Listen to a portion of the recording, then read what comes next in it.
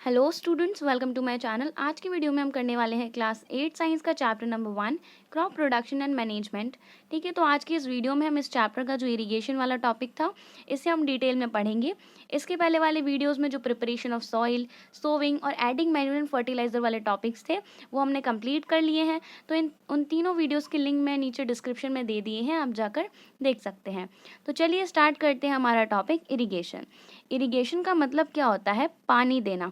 ठीक है, पेड़ों में जब हम पानी देते हैं उसे ही हम इरिगेशन कहते हैं। ठीक है, all living beings need water to live. अब जितने भी लिविंग ऑर्गेनिजम्स हैं, जितने भी जीव जंतु हैं, उन्हें क्या चाहिए होता है? पानी चाहिए होता है जिंदा रहने के लिए। ठीक है, water is important for proper growth और डेवलपमेंट। एक बॉडी की प्रॉपर ग्रोथ के लिए, प्रॉपर डेवलपमेंट के लिए पानी बहुत ज़्यादा ज़रूरी होता है। ठीक है, water is absorbed by plant roots. अब पौधे जो होते हैं उनकी जो जड़ें होती हैं, ठीक है, इनकी जो जड़ें होती हैं ये क्या कर लेती हैं? पानी को, जो आजू बाजू उनके पानी प्रेजेंट होता है उसे सोख लेती हैं, एब्जॉर्ब कर लेती हैं। ठीक है, along with water minerals and fertilisers are also absorbed.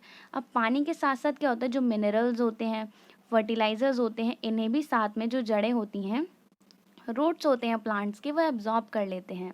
ठीक है, चलिए नेक्स्ट है प्लांट कंटेन्स नियरली 90% वाटर। अब प्लांट्स में नियरली 90% वाटर जो है वो होता है। ठीक है, water is essential because germination of seed does not take place under dry condition. अब पेड़ पौधों के लिए, जो प्लांट्स होते हैं, इनके लिए पानी इसलिए इम्पॉर्टेंट होता है क्योंकि जो जर्मिनेशन होता है सीड्स का, देखो जब हम कोई बीज डालते हैं तो वो जब जर्मिनेट होता है ना, फिर एक पौधा बनता है। ठीक है, तो वो जो जर्मिनेशन होता है सीड्स का वो ड्राई कंडीशंस में नहीं होता है। ठीक है, अगर उस सीड को एक पौधा हमें बनाना है तो उसके लिए हमें पानी उसे देना ही पड़ेगा। ठीक है, चलिए nutrients dissolve in water are transported to each part of the plant. अब देखो जो प्लांट के अंदर ना न्यूट्रिशंस मतलब एक जगह से दूसरी जगह जाते हैं ना, न्यूट्रिशंस का जो ट्रांसपोर्टेशन होता है ना वो भी डिजॉल्व फॉर्म में ही होता है प्लांट्स के अंदर। ठीक है, चलिए water also protect the crop from both Frost और हॉट एयर करेंट्स। अब पानी जो होता है ये फ्रॉस्ट से भी बचाता है, ठीक है, क्रॉप्स को, और हॉट एयर करंट से भी पानी जो है क्रॉप्स को बचाता है। ठीक है, चलिए to maintain the moisture of soil for healthy crop growth field have to be watered regularly. अब अगर हमें एक अच्छी और हेल्दी फसल चाहिए, ठीक है, अगर हमें अच्छी सी फसल चाहिए, ठीक है, और अच्छा सा एक प्रोडक्शन चाहिए हमारी फील्ड में, इसीलिए तो उसके लिए हमें क्या करना पड़ेगा? रेगुलरली जो हमारे क्रॉप्स हैं उन्हें पानी देना पड़ेगा। ठीक है, the supply of water to the crops at regular intervals is called irrigation. अब जब हम एक रेगुलर इंटरवल्स पर हमारी जो फसल होती है उसे पानी सप्लाई करते हैं, पानी देते हैं, उसी को हम इरिगेशन कहते हैं। ठीक है, the time and frequency of irrigation varies from crop to crop, soil to soil and season to season. अब जो कितने टाइम में हमें एक जो हमारी फसल है उसे पानी देना है, ठीक है, ये वेरी करता है, मतलब वहाँ का टेम्परेचर कैसा है, वहाँ की मिट्टी कैसी है, वहाँ का सीज़न कैसा है, ये इस पर डिपेंड करता है। ठीक है, जैसे कि समर के टाइम पर क्या होता है, देखो in summer the frequency of watering is high. Why it is so? Could it be due to increased rate of evaporation of water from the soil and the leaves? अब देखो summers के time पर क्या होता है कि जो frequency होती है ना वाटरिंग की, मतलब पानी की जो नीड होती है वो बहुत ज़्यादा होती है। जैसे कि समर्स के टाइम पर हमारी बॉडी ज़्यादा पानी कंज्यूम करती है, ठीक है, उसी तरीके से प्लांट्स को भी समर्स के टाइम पर बहुत ज़्यादा पानी की ज़रूरत होती है, क्योंकि इवापोरेशन का जो रेट है वो बढ़ जाता है। मतलब प्लांट की जो लीव्स हैं उससे जो है ना इवापोरेशन बहुत ज़्यादा होने लगता है, पानी जो है ना भाप बन जाने लगता है। ठीक है, तो इवापोरेशन का रेट जो बहुत ज़्यादा हो जाता है, इसलिए उन्हें ज़्यादा पानी की ज़रूरत होती है समर के सीज़न में। ठीक है, चलिए सोर्सेज ऑफ इरिगेशन। अब हम किन किन सोर्सेज से पौधों को पानी दे सकते हैं? The sources of water for irrigation are, well से दे सकते हैं, कुओं से, ट्यूबवेल से, पॉन्ड से, लेक, आसपास के जितने भी नदी तालाब है, डैम्स, कैनल्स, तो बहुत सारे सोर्सेज हैं जिनसे हम जो प्लांट्स होते हैं उन्हें पानी दे सकते हैं। नेक्स्ट अब हम देखेंगे ट्रेडिशनल मैथड्स ऑफ इरिगेशन। मतलब जो ट्रेडिशनली जो मैथड्स इरिगेशन करने के लिए, पौधों में पानी डालने के लिए की जाती थी, उन मैथड्स को हम देखेंगे। The water available in wells, lakes and canals is lifted up by different methods in different regions. और taking it to the field. अब देखो अलग अलग जगह पर, ठीक है, अलग अलग रीजन्स में क्या किया जाता था, कुओं से जो वेल्स होते थे, लेक्स होते थे, कैनल्स होते थे, इन्हों से पानी निकाला जाता था इन सब चीज़ों से और फील्ड तक ले जाया जाता था। ठीक है, जो हमारे खेत होते थे वहाँ तक ले जाया जाता था, फिर खेतों में पानी डाला जाता था। कैटल और human labour is used for these methods. अब इसके लिए या तो हमें जानवरों की ज़रूरत पड़ती थी, ठीक है, लेबर की ज़रूरत पड़ती थी, क्योंकि कुएं से जो फसल जो हमारा खेत है वहाँ तक पानी ले जाने में लेबर की ज़रूरत पड़ती थी। So these methods are cheaper but less efficient. अब देखो ये मेथड सस्ती तो होती थी लेकिन इतनी एफिशिएंट नहीं होती थी। ठीक है, मतलब हमें कुछ ऐसा चाहिए था जिससे बहुत जल्दी हो जाए सारा काम। ठीक है, तो अभी हम देख लेते हैं ट्रेडिशनल मैथड्स को। ठीक, पहली जो है वो आती है मोट। मोट को हम पुली सिस्टम के नाम से भी यहाँ पर जानते हैं। तो इसका जो डायग्राम है वो हमें 1.4 फिगर में दिया हुआ है, 1.4 ए में। यहाँ पर देखो ये फार्मर जो है वेल से पानी निकालकर जो उसकी फील्ड है उसमें डाल रहा है। इस क्लास में अभी हमें इन मेथड्स के बारे में सिर्फ पढ़ना है, ठीक है, इतना डिटेल में हमें नहीं दिया है इन मेथड्स के बारे में। सेकेंड है हमारे पास चेन पंप। तो चेन पंप का डायग्राम फिगर 1.4 बी में दिया हुआ है। यहाँ पर देखो इस फिगर में इस तरीके से ये जो एक रस्सी है उसकी हेल्प से देखो यहाँ पर ये पानी जो है इस तरीके से फील्ड्स में डाला जा रहा है इस व्हील की हेल्प से। ठीक है, अब जो हमारे पास थर्ड मेथड है वो है देख ली। ठीक है, ये रही हमारी थर्ड मेथड। इसका डायग्राम फिगर 1.4 सी में दिया है। यहाँ पर देखो इसकी हेल्प से इधर से जो वेल है इससे पानी निकाला जा रहा है और फिर उसे फील्ड में डाला जा रहा है। ठीक है, चौथी मेथड है हमारी राहत, जिसे हम लीवर सिस्टम के नाम से भी जानते हैं। तो इसका डायग्राम जो है फिगर 1.4 डी में दिया हुआ है यहाँ पर। तो ये सारी पुरानी मेथड्स थी, ट्रेडिशनल मेथड्स थी, जिसे जो वाटरिंग के लिए, इरिगेशन के लिए यूज़ किया जाता था। Pumps are commonly used for lifting water, diesel, biogas, electricity and solar energy is used to run these pumps.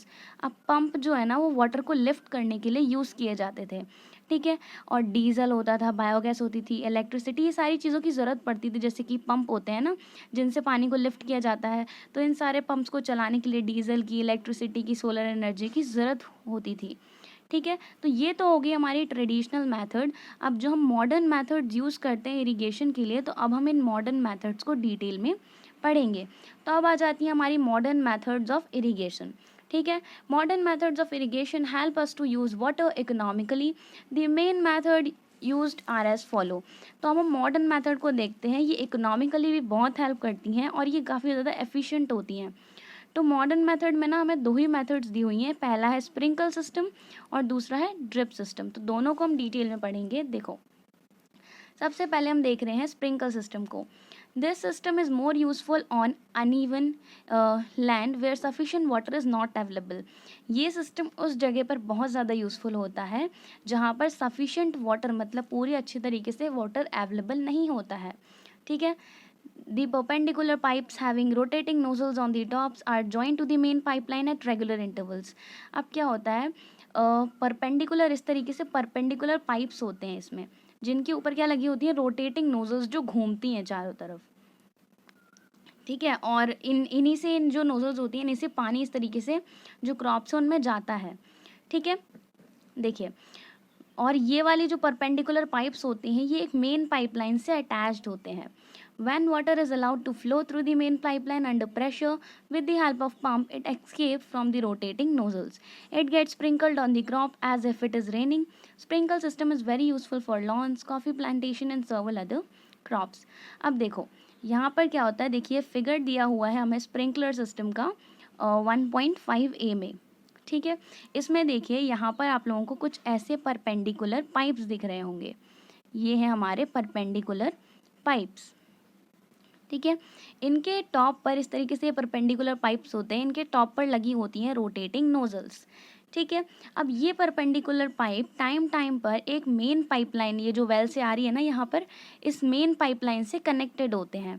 तो जब इस पाइपलाइन से एक अंडर प्रेशर पानी जो है ना इस तरीके से फ्लो होता है, तब क्या होता है, इन परपेंडिकुलर जो पाइप्स होते हैं, इन परपेंडिकुलर पाइप से इस तरीके से पानी जाता है और फिर क्रॉप में हमारी जो फसल होती है उसमें पूरा ऐसे तरीके से पानी गिरता है। ये पानी कुछ इस तरीके से गिरता है जैसे बारिश हो रही हो।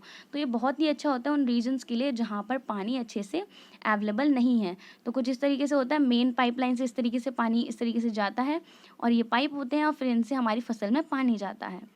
ठीक है, तो ये होता है हमारा स्प्रिंकलर सिस्टम में। नेक्स्ट है हमारे पास ड्रिप सिस्टम।